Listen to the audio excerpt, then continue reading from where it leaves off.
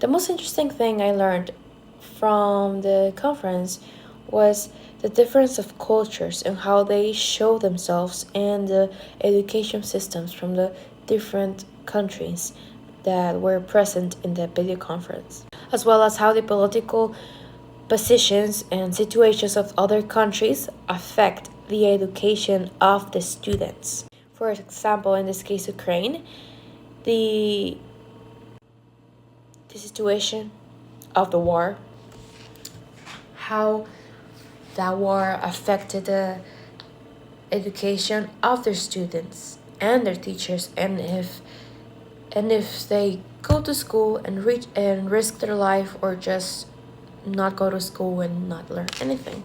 It surprised me how Mexico students were far more chatty. We were mainly the ones asking the questions and creating dialogues, and I would have liked to other students from other countries to add more about the topics we were talking about and to answer the questions we made, because I was really interested in knowing the answers to those questions, but it seemed like we were far more extroverted. I don't know if that's a culture-wise thing, but it definitely it definitely seemed like a difference. Some of the questions I remember being unanswered were, what kind of topics are they taught at school? How is the education system in their country? Does their economy level and their social level relate? And does it depend in the education they get?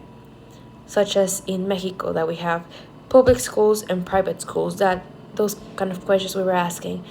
And as I've said, they didn't they didn't answer the questions. So we couldn't answer all those questions I've said before.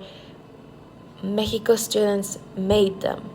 And so we were, at least in my perspective, I was very eager to learn about the answers.